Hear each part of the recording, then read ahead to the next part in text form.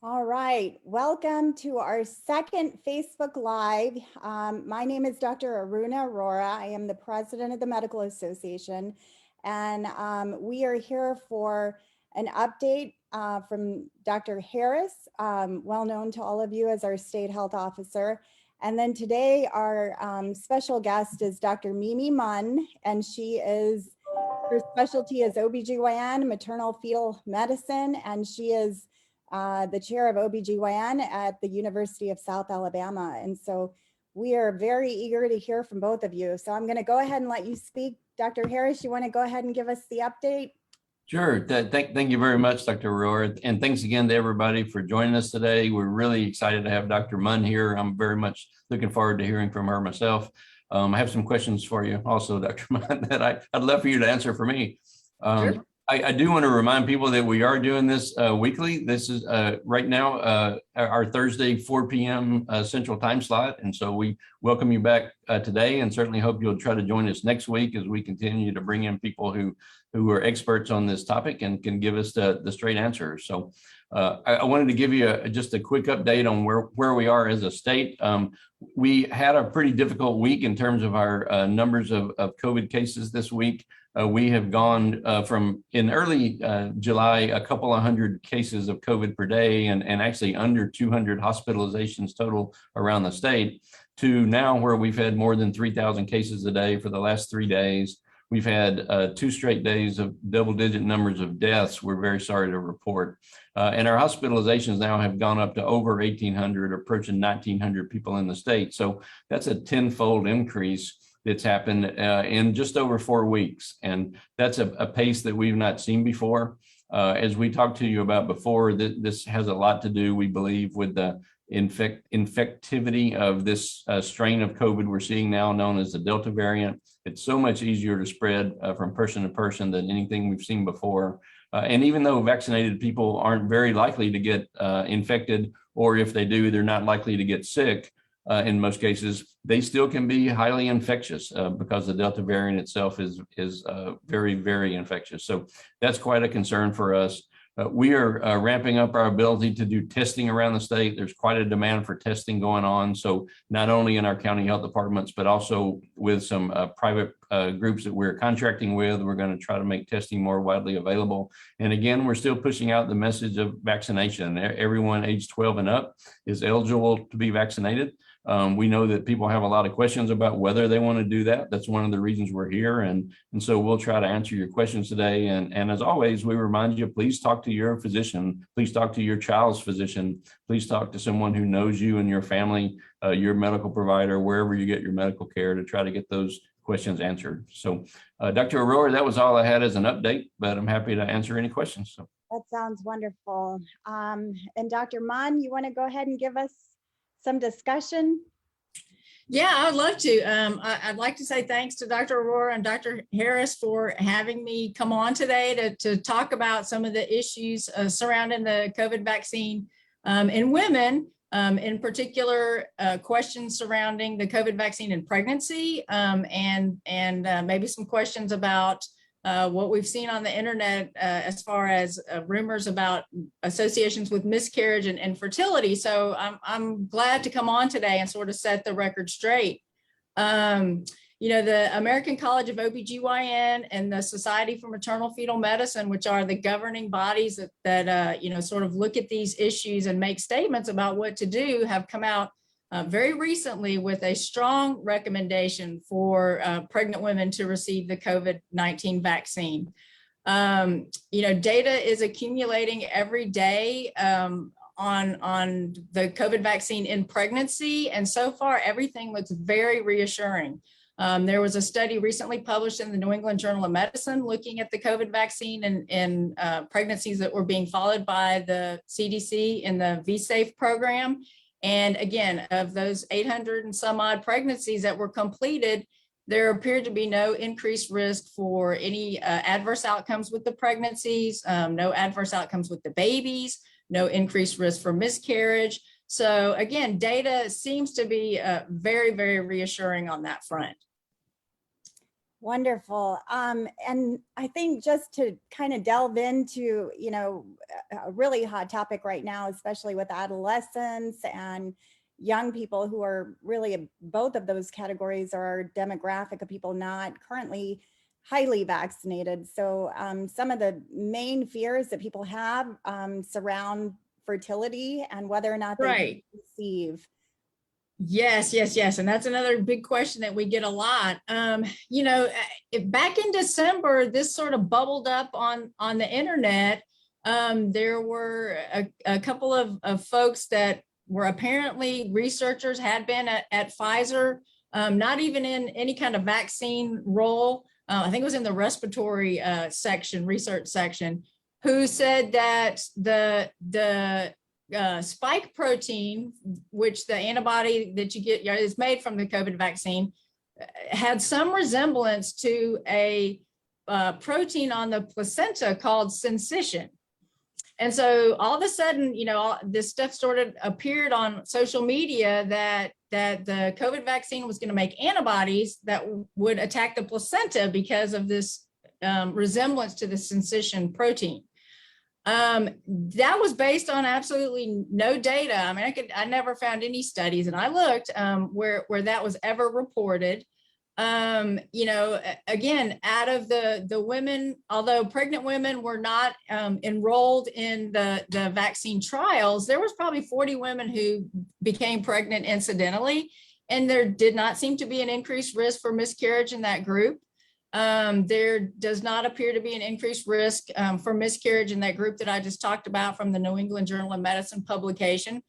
There's actually something recently published by an infertility group, I believe out of Illinois, looking at infertility patients that were, COVID antibody positive, some from the vaccine, some from natural infection. And again, there was no difference in the groups as far as their ability to get pregnant and remain pregnant. So all the data about that appears very reassuring. One other study that, and I don't think it's been published yet, but some researchers at Yale took 3,000 proteins that are in the human body and tried to cross-react them with the COVID antibody. And it did not react with the syncytin protein. So again, some very reassuring information that this doesn't attack the placenta, and this is not, going to be responsible for some sort of infertility issue. So, I think women can feel comfortable, getting the vaccine and not, again, no scientific data that it's going to cause miscarriages. That's a great explanation. How about the women who, have a child and they're breastfeeding and they're worried about getting the vaccine because they have these misconceptions that there is, live virus or, attenuated in this vaccine, and it's going to cross over and harm their babies? Right. Well, because of the technology, especially with the mRNA vaccines, it's degraded in a reasonable amount of time. And again, another study that's just recently been published, it doesn't even look like that can be found in breast milk. And they looked at it, 4, 8, 6, 48 hours after patients got the injection and then were breastfeeding, and that mRNA doesn't seem to be in the breast milk.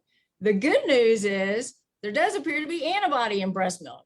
And we all know that antibodies, we want that in breast milk. And that's one of the benefits of breastfeeding. So that's actually very exciting that antibody is transferred to breast milk. So again, only good things seem to be coming out about it, the vaccine and breastfeeding.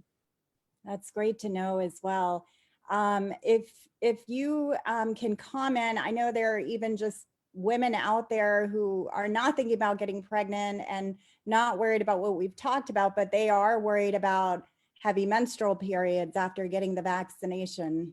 Yeah. This is actually kind of an interesting thing that I saw bubble up on social media, is that a lot of women were reporting heavy periods, or that they had stopped their periods and then had some bleeding after they got the COVID vaccine. I haven't seen anything, published on that as of yet, but, as we were talking before we started going live about an interesting blog by an OBGYN in San Francisco, Dr. Jen Gunter, and she actually did this deep dive into find out, what our vaccines that we've given before the cause of menstrual irregularities, because it seems like that's not something that is frequently asked in studies that have looked at any vaccine. So Dr. Gunter actually found some data about the HPV vaccine, and that there were some reports of menstrual irregularities after that vaccine. So, it may be that the sort of stress or the immunologic reaction from any vaccine that causes menstrual irregularities. Plus, we all know getting a vaccine is stressful. And, as reproductive women, we know that anytime you get stressed out, that can mess up your period. So yeah, again, not a big surprise that it would alter your menstrual cycle. So again, and nothing published so far to suggest that that's a permanent condition, that your menses will always be irregular. So again, I think that it is not going to be a big worry. But again, we'll watch for more data to accumulate on that. Okay, that is wonderful. So just to switch to the known entity of what you have been treating over this past year, and not to fear, not to make people fearful, but just can you describe COVID and pregnancy and what you have seen? Yeah, the data that started to come out, at the very beginning of the pandemic had us all very, very concerned because, we now know that COVID and pregnancy can result in, worse outcomes compared to kind of non-pregnant counterparts. And that women probably have a higher risk of getting sicker and ending up in the ICU, ending up intubated. So, we're very, very worried about our pregnant patients and the effect of COVID on those individuals. I am kind of concerned about this wave. We hadn't seen this in Mobile before, but we are seeing an increasing number of, young women who seem to be sicker than they were, at our previous bumps in numbers. We have, I think, probably 10 patients in the hospital right now, and there's, a number of them that have oxygen requirements and things that we didn't see before. So, I'm very, very concerned about our pregnant population. And women who are likely to clot, those women should take this vaccine, right? Because of the conditions that can happen when you get COVID and you have. Right. Yeah. Some people have talked about the worry with, like the J&J vaccine with the thrombocytopenia and thrombosis. That, I guess, hasn't been as big a problem with the mRNA vaccines.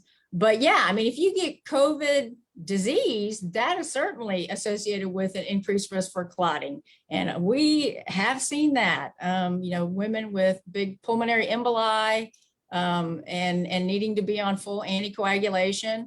And so, as you can imagine, that's difficult enough in a patient that's not pregnant. Now we've got to worry about two patients. And again, it's very worrisome. Great. Well, Scott, I want to ask you, how do you think that we are preparing ourselves for surges that could be coming, in the next 3 weeks? I guess some of the modeling out there shows the third week to the beginning of September.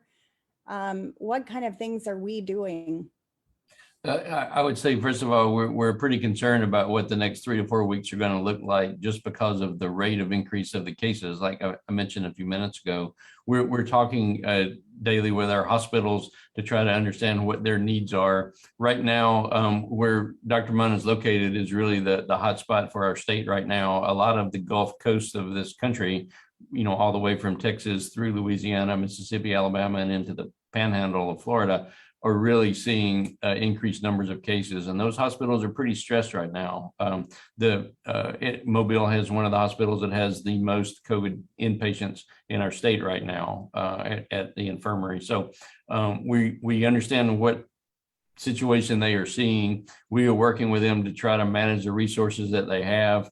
Hospitals are in a lot better place than they were a year ago in terms of things like personal protective equipment, also in their ability to actually treat patients. We have the ability to give antibody infusions to people before they're hospitalized. Thankfully, we do have some treatments that we use for people once they are hospitalized, which can improve their outcomes. And honestly, our nurses and doctors and other healthcare professionals just have a whole lot more experience with COVID, good news, bad news, right? And so they really are doing a great job caring for people. But all that said, I think we really do have some concerns. If we get to the numbers that we had back in January, I don't know that our hospital system can easily handle more than that. That becomes an issue where you just don't physically have space to put people, and you don't have the staff to take care of those people. So we've reached out to our federal partners to try to understand what kind of resources can be available to us. We've reached out actually to staffing and temp agencies that work nationally with healthcare professionals, trying to determine what kind of folks we can have. We're trying to make sure all of our supplies are topped off and ready to go for the surge, if it continues like we anticipate it will. And the one thing I would just wrap this up by saying is we anticipate all this happening, and yet most of it's preventable in people who are vaccinated. We are beginning to see more breakthrough infections because we have 1.6 million people fully vaccinated. We fully expect that we could see a couple of 100,000 breakthrough infections, and that would be exactly what we would expect when you've got over 1.5 million people vaccinated. But by and large, it's unfortunate, but the hospitalized patients in Alabama beds today with COVID are people who are not vaccinated, and probably most of those people wouldn't have to be there if we could only have reached them sooner and gotten them vaccinated sooner. Remember, if you go get vaccinated today, and if you're listening and haven't, I hope you will go today, but if you go get vaccinated today, you probably still got 5 or 6 weeks to get to that full immunity, because you're going to need, in most cases, with a mRNA vaccine, you're going to need a second shot in 3 or 4 weeks, and then it's going to take a couple of more weeks to really to build full immunity. So vaccinating everybody today still is not going to pay off, for another month and a half. And so the kind of things that we could do in the interval, the other mitigative measures, the recommendations, rather than, we're not forcing upon anybody, but the mitigative measures that you would recommend in the interval of those 5 weeks would include.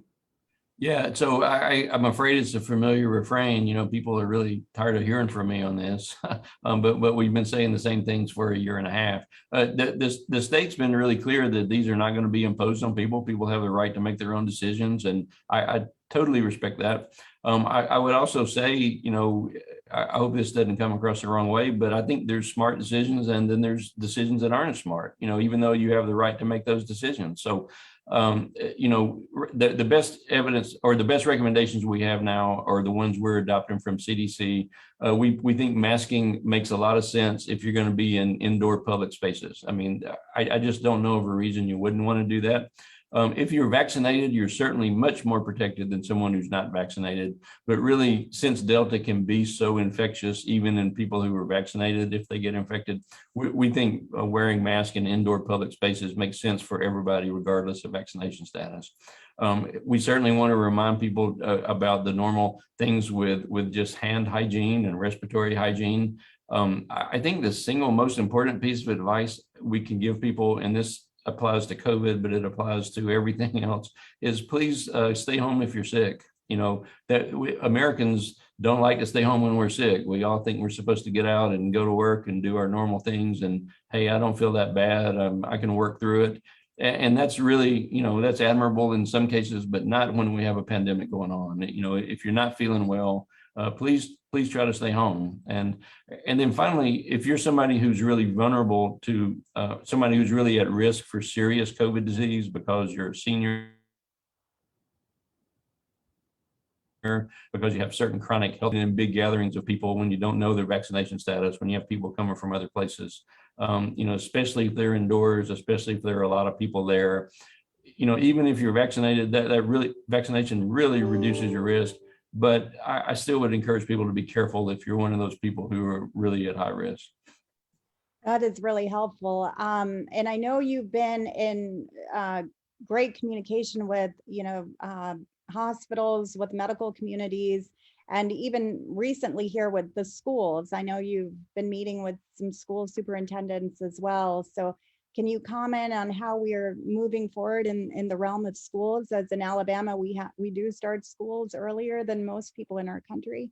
Yeah, so many schools are already in session, as you know. By next week, most all of them will be in session. We've done many calls with the Department of Education and with our superintendents over the past several months. Well, now for the last year and a half, I guess. But we did a call yesterday with well over 100 superintendents from all parts of the state. We are recommending that schools adopt universal masking in schools. That's not an uncontroversial thing to say. Many people feel very strongly that that's not the case, that they shouldn't do that or they shouldn't be asked to do that. We are trying to just present the best evidence as we see it. We think masking reduces the risk of transmission of disease. We're thankful that kids, at least younger kids, don't tend to get as sick as other people. If they get infected, they probably don't tend to spread disease as easily if they get infected. Although with the Delta variant, I think we're not quite so sure about that second statement there. But remember, schools are, buildings that aren't just full of kids. Schools are buildings full of adults as well. The kids who are under age 12 don't have the option to get vaccinated right now. We also have many kids in school now who are just normal kids, but who have serious health problems, and yet they go to normal classes and normal schools like everyone else. And those kids, can really be put at risk. So we've adopted the same recommendations from CDC for universal masking in schools. Many people, just don't agree with that. I respect their opinions on that. The state is not going to order anybody to do that. We're not saying we think it should be a policy of all schools to do it. What we're saying is, if you're a parent with a kid in school, we think the safest thing for your child is for there to be universal masking. Excellent. I appreciate that. Now, I guess earlier, Dr. Munn, we were talking about just, philosophies and how you've been advising patients over this past year, especially with the beginning of guidance when it was more choice-based, as people were collecting information. And so just, can you speak to the philosophy that you share and how your evolution of thinking has changed and your recommendations have changed?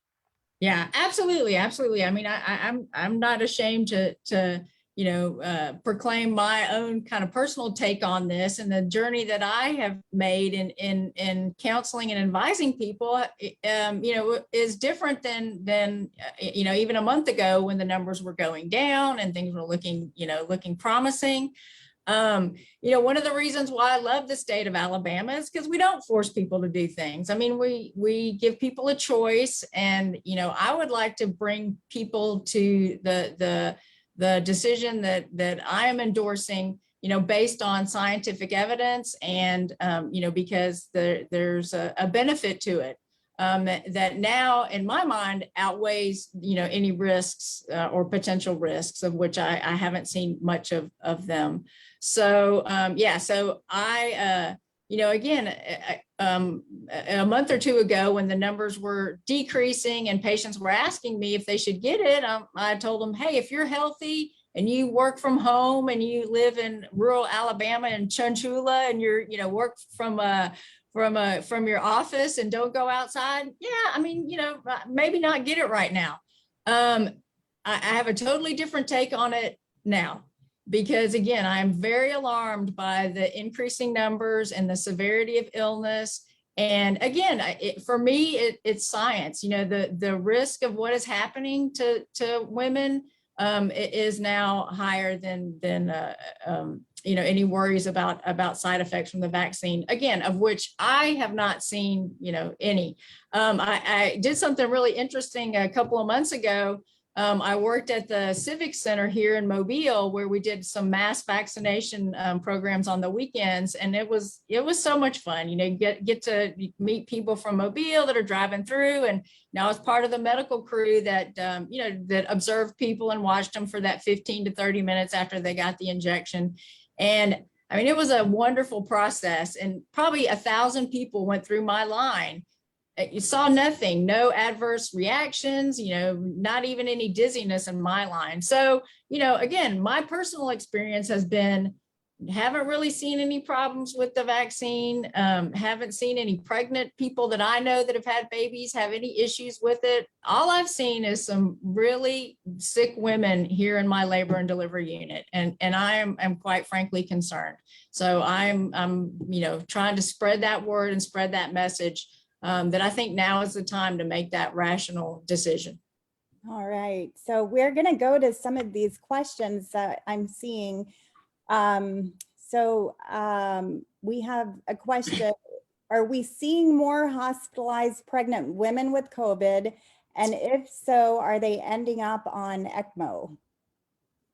Yeah, well, for us here at South, we've definitely seen an increase in over the past couple of weeks of hospitalized pregnant women for severe illness or moderate or severe illness.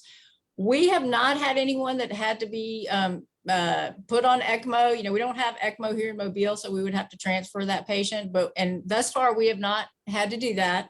But we have had some very, very sick people. And I think some hospitals in the area have had some maternal deaths even. So it's pretty serious. Okay. And then what are the pros and cons for unborn children if the mom gets the vaccine? Yeah, so again, nothing that seems to be a con at this point. Everything appears reassuring in the studies that have looked at the babies. Again, some really encouraging things with the antibody being found in the cord blood, signifying that there can be a transfer of that immunity and those antibodies to babies, which again is only a good thing because it may end up protecting the newborn as well. So I've seen, nothing adverse, nothing published adverse, only good things. And if a lady has had COVID and is now pregnant, will the natural immunity cover? That's a great question. And I don't think anyone has a great answer to that. And Dr. Harris, I might defer to you to what folks are saying in the non-pregnant community, because I don't think it's clear in that population either. I mean, it seems like we're, recommending vaccine in those patients. I personally think that if you've had a COVID illness and it's been a while, 6 or 8 months, I've seen some data about the antibody titers dropping after 8 months. So I think there probably is some benefit to it. But again, Dr. Harris, if you have some more recent data, I'd be happy to hear it. Sure. I would say you're exactly right. I don't think we have a data on that condition in pregnancy, on vaccinating people previously infected in pregnancy. I think the numbers are small enough. Overall that we just don't have that, or we don't have them pulled together. Generally speaking, though, however, we do have a lot of numbers on people who've been previously infected, who have then become reinfected, or people who have been previously infected who've subsequently become vaccinated. Our recommendation still is that just because you've been infected before, that's not a reason to not be vaccinated. When we actually look at in the laboratory at the immune responses that are generated, the most robust immune response we see are in people who have been infected first and then vaccinated later. They produce the highest titers of antibodies, and they produce really all of the available antibodies you can produce. And so, there's at least that theoretical concept that maybe they're the most protected. They certainly seem to produce the highest levels of antibodies. But we have had now just under, I think, 5,000 people in Alabama who have been infected at least twice, some even 3 times. And so we know that when you get infected, you do have some protection for a while. We've kind of arbitrarily said about 90 days. We think people rarely get infected a second time within 90 days. Beyond that, though, it's real variable. There's some people who probably are protected longer than that. But there are clearly thousands of people in our state, we know for sure, who aren't protected longer than that because they've gotten infected again. So our best advice right now, based on what we know, is that you not only is it okay to get vaccinated after you've been infected, we actually recommend that you do. Yeah, and I think I would endorse that for pregnant women as well. Again, knowing that there doesn't seem to be any cons to it so far, and no adverse pregnancy outcomes, and then only potential benefits. So I would counsel that person to go ahead and get a vaccination. Wonderful. And a question, what about giving the vaccine to a 12-year-old who has not started her menstrual cycle pre-puberty? Yeah, again, from a GYN standpoint, again, no known effects on fertility. So, from that aspect, from a gynecology standpoint, I don't think there would be any contraindication. Okay. All right. So now this one, Dr. Harris, you may be able to answer. Can you touch on the death rate of the Delta variant for vaccinated versus non-vaccinated in our state? Sure. The overall rate is hard to say with regards to Delta variant because we're still not doing a ton of testing to look at which variant it is. We are doing surveillance testing from all over the state. CDC has been doing that for several months. And as of last week, the most recent data, about 80% of our cases over the past 2 weeks have been the Delta variant. So that's what most of them are. Most of them are Delta, but we don't. But these are, again, population studies. We're doing surveillance studies. So when a given individual person gets a case or passes away, we usually don't have the type of variant involved in that particular case. But that said, so that was a long preamble there. But that said, we know that virtually all of our deaths are occurring in unvaccinated people. Since January, the first week of January, now we fully vaccinated about 1.6 million people. We've had about more than 300. I'm sorry, I can't remember, but between 300 and 400 deaths in people who were fully vaccinated.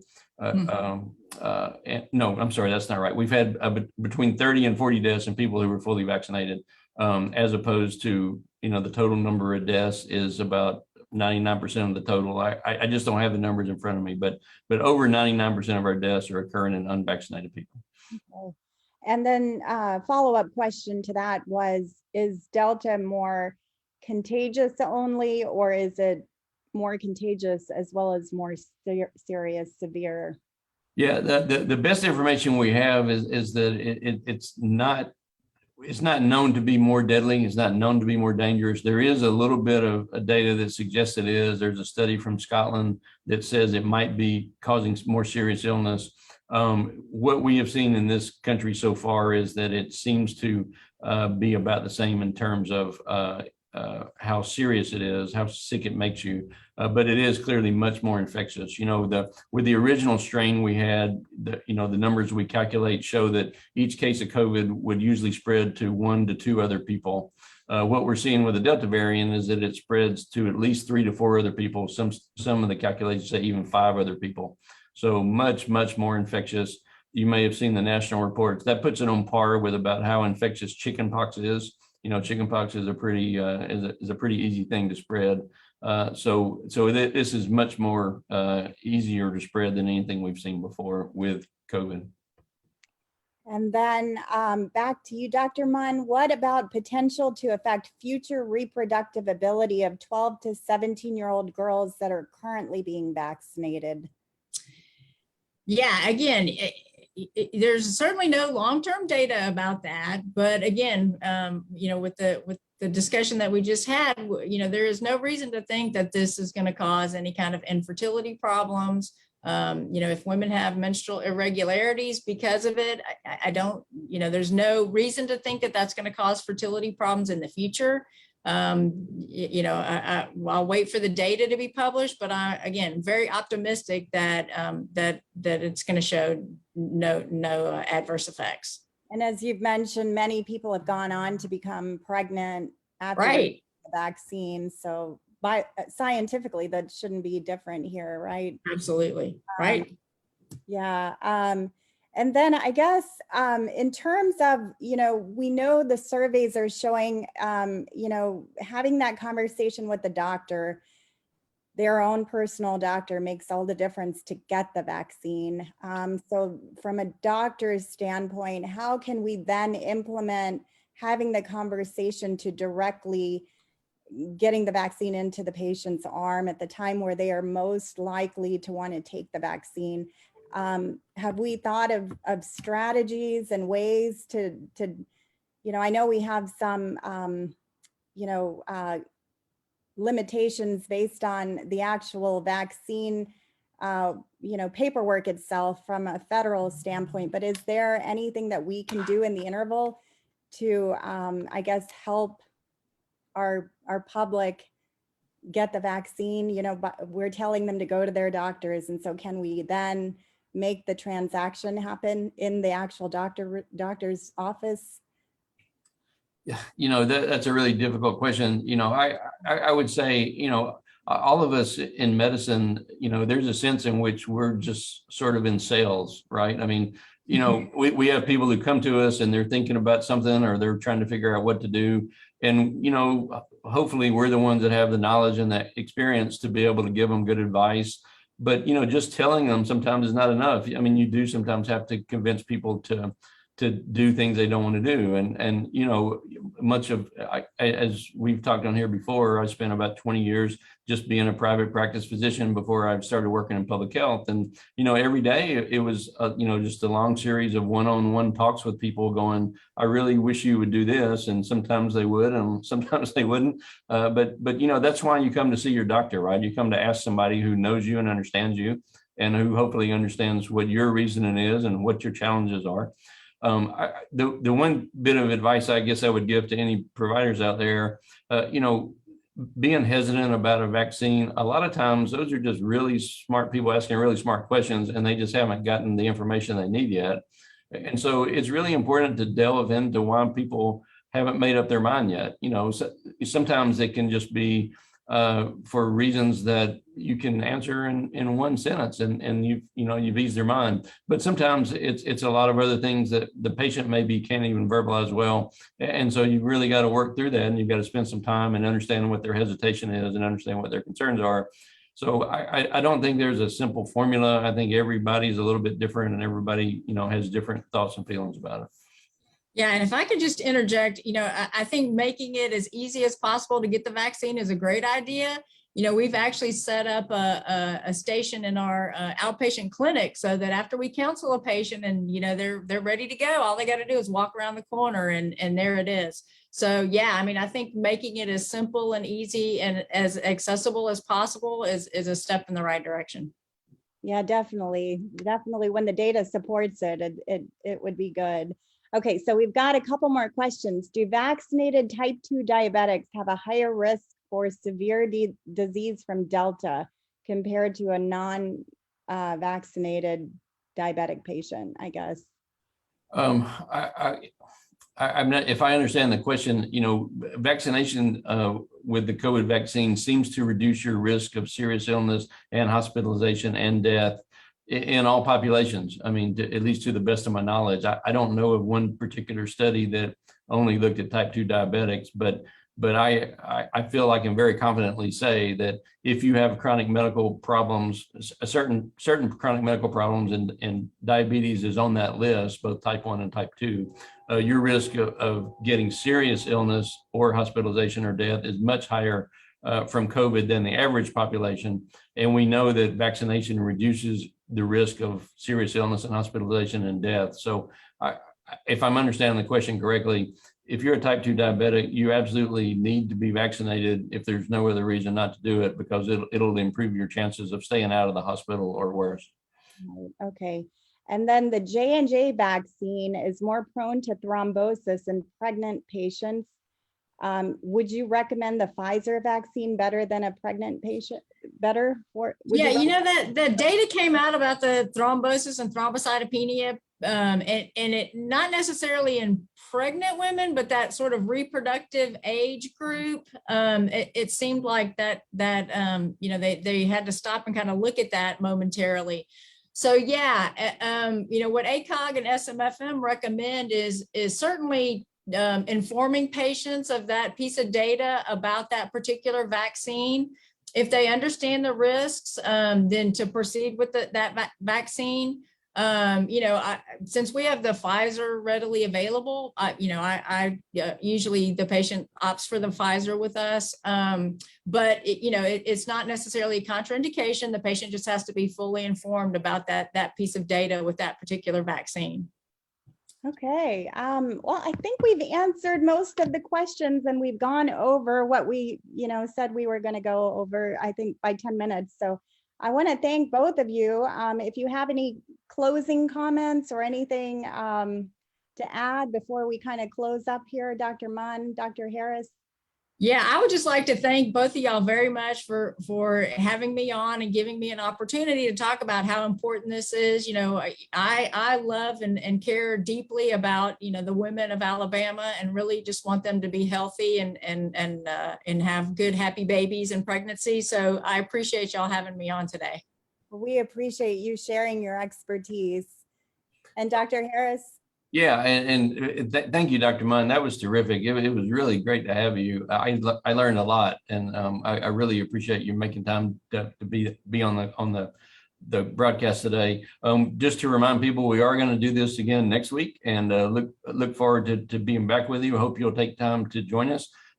Please remember, if you've got questions about what you ought to do, please talk to the person you get your health care from. If you want to know what should I do for my health, what should I do for my child, please talk to the healthcare professional who knows you best, and that's the best way to get the information you need.